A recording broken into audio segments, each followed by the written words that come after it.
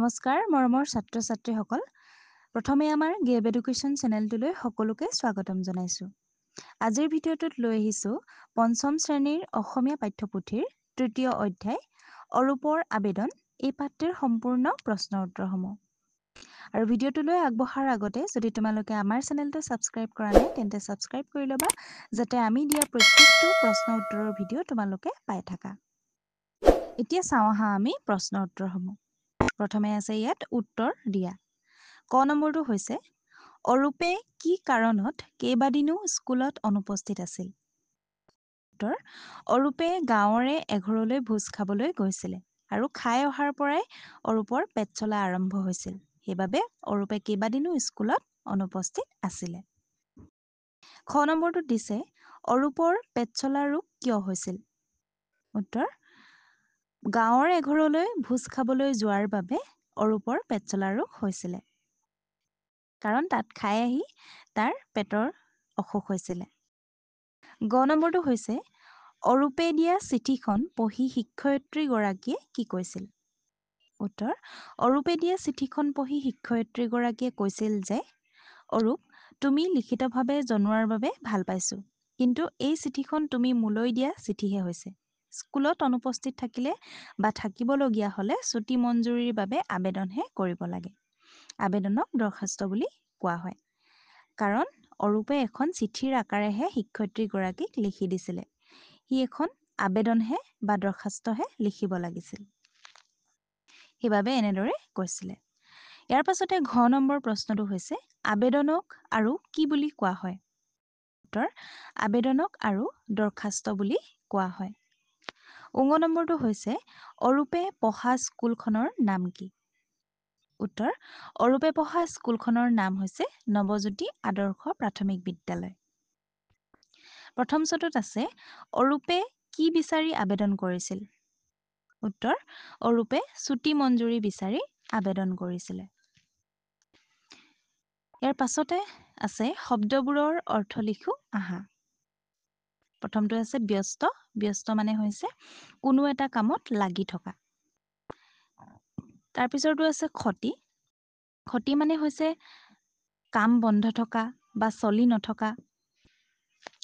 তাৰ পিছতে পেট চলা মানে হৈছে বেছিকৈ শৌচ কৰা ৰোগ ছুটি মানে হৈছে অৱসৰ বা কামৰ পৰা লোৱা সাময়িক অব্যাহতি মঞ্জুৰি মানে হৈছে অনুমোদন বা সন্মতি স্বীকৃতিও বুজায় তাৰ পাছতে আছে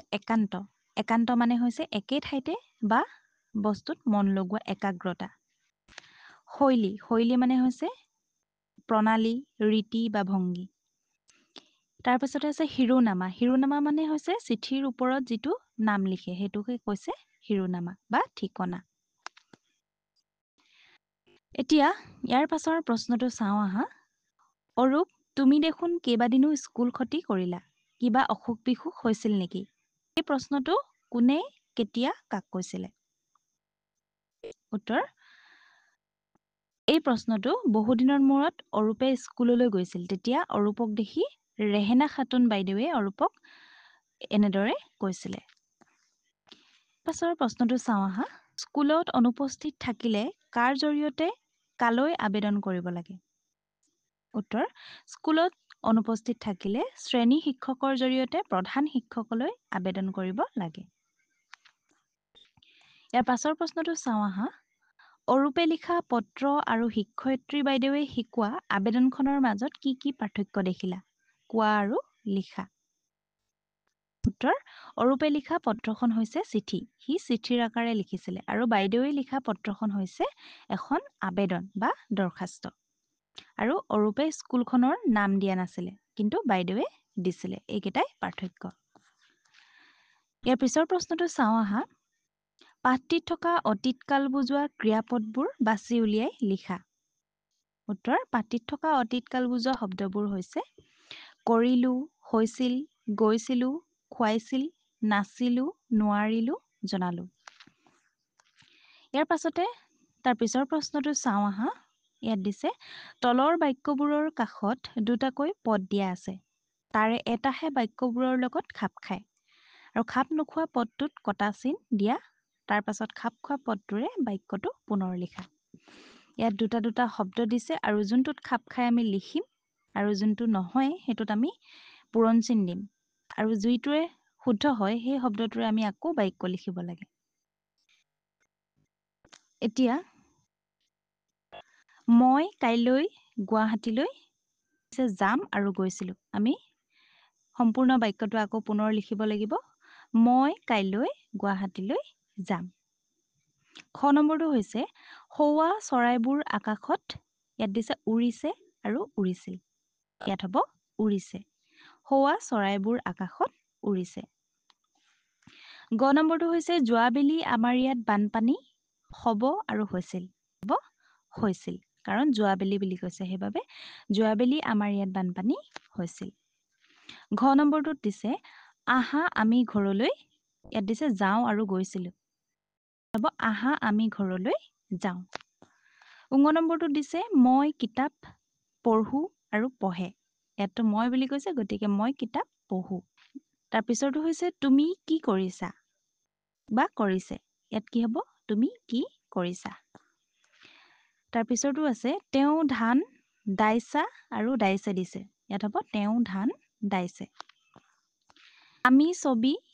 আঁকিছিলোঁ আৰু আঁকিছিল দিছে গতিকে আমি কি লিখিম আমি ছবি আঁকিছিলোঁ তোমালোকে গীত গাইছিল আৰু গাইছিলা দিছে আমি লিখিম তোমালোকে গীত গাইছিলা তেওঁলোকে বল খেলিছিল আমি উত্তৰকেইটা কৈ যাম এতিয়া দেউতা আজি আহি পাব এইটো পাম নিলিখিবা পাব দেউতা আজি আহি পাব তাৰপিছতো সিহঁতে কাইলৈ চিনেমা চাব ইয়াত হ'ব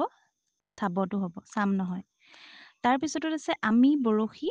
ইয়াত দিছে বাম আৰু বাব দুটা দিছে আমি তাৰ এটা কি হ'ব বাম হ'ব আমি বৰশী বাম ইয়াৰ পাছৰ প্ৰশ্নটো চাওঁ আহা এতিয়া তলৰ খালী ঠাইবোৰ ক্ৰিয়াপদেৰে পুৰোৱা তলৰ খালী ঠাইসমূহ আমি ক্ৰিয়াপদেৰে পুৰাব লাগে ক খ গ তিনিটা দিছে তিনিটা ভাগত প্ৰথমতে আছে যোৱাবেলি আমি বনভোজ খাবলৈ ড্ৰেছ ইয়াত হ'ব গৈছিলোঁ আমাৰ লগত ছাৰ বাইদেউ সকলো ড্ৰেছ ইয়াত হ'ব গৈছিল বাটত তেখেতসকলে আমাক বৰ ভাল ভাল কথা ইয়াত ড্ৰেছ আছে ইয়াত হ'ব কৈছিল মাজে মাজে আমি গান ড্ৰেছ আছে ইয়াত গাইছিলোঁ হ'ব আৰু ফূৰ্তি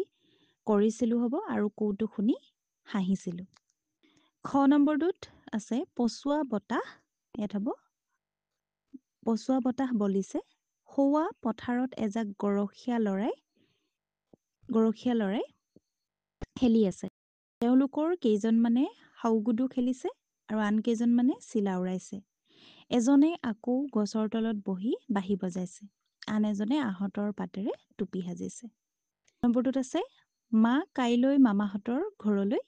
যাব তাত তেওঁ কেইদিনমান থাকিব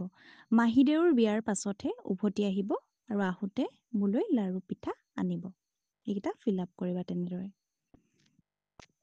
ইয়াৰ পাছতে আছে শব্দ সাজি বাক্য ৰচনা কৰা শব্দ সাজি বাক্য ৰচনা কৰিব লাগে ইয়াত দিয়াই আছে অটো লগাই শব্দ সাজিব লাগে ইয়াত বহুকেইটা শব্দ দিয়া আছে ইয়াত প্ৰথমতে আছে ৰূপটো যদি আমি আগত লগাওঁ তেতিয়া হ'ব অৰূপ সহ্য আছে অসহ্য হ'ব খাদ্যৰ লগত লগালে অখাদ্য সুখ অসুখ মিল অমিল তেতিয়াহ'লে প্ৰথমতে আমি বাক্য সাজো আহা অৰূপ হ'ব ইয়াত অখাদ্য খোৱাৰ বাবে অৰূপৰ পেটৰ অসুখ হৈছিল তাৰ পিছৰটো আছে সহ্যৰ আগত আমি যদি লগাওঁ তেতিয়া অসহ্য ইয়াৰ বাক্যটো হৈছে ৰীতাই ভায়েকৰ কামবোৰ দেখি অসহ্য হৈ গৈছে তাৰ পিছতো আছে খাদ্যৰ লগত যদি আমি লগাওঁ তেতিয়া অখাদ্য ইয়াৰ বাক্যটো চোৱা অখাদ্য খাব নালাগে ইয়াত আছে সুখৰ আগত লগালে অসুখ ৰমেনৰ দেউতাকৰ ঘনাই অসুখ হৈ থাকে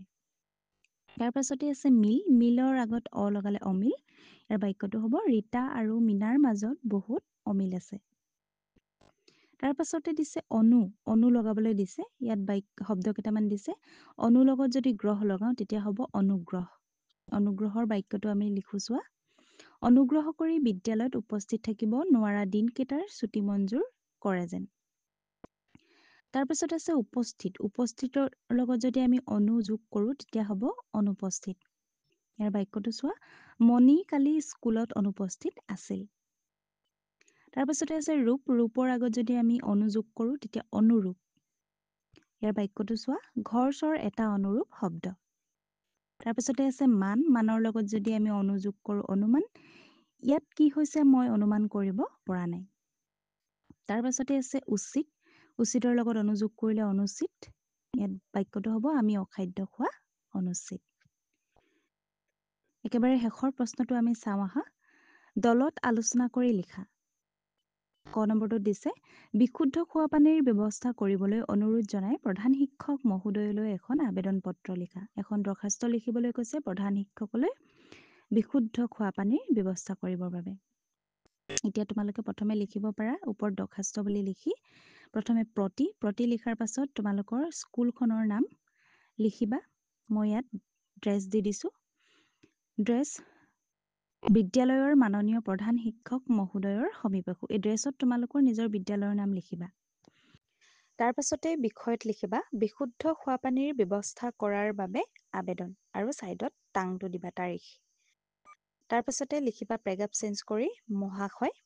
বিনীত নিবেদন এই যে আমাৰ বিদ্যালয়ত বিশুদ্ধ খোৱাপানীৰ অভাৱ হৈছে। সেয়েহে দয়ালু মহোদয়ে আমাৰ বাবে বিশুদ্ধ খোৱাপানীৰ ব্যৱস্থা কৰে যেন। এয়ে মহোদয়ৰ ওচৰত সৰল মিনতি। এইখিনি লিখাৰ পাছত ইতি আপোনাৰ একান্ত বাধ্য ছাত্ৰ-ছাত্ৰী। ইয়াৰ তলত তোমালোকৰ নামবিলাক লিখিব লাগিব। ছাত্ৰ-ছাত্ৰীসকল, এইখিনিয়ে আছিল আজিৰ তোমালোকৰ প্ৰশ্ন উত্তৰসমূহ। যদি ভিডিঅ'টো ভাল পালা তেন্তে ভিডিঅ'টো লাইক কৰিবা, কমেণ্ট কৰিবা আৰু এনেধৰণৰ ভিডিঅ'সমূহ পাই থাকিবলৈ আমাৰ চেনেলটো ছাবস্ক্ৰাইব কৰি থ'বা। ধন্যবাদ।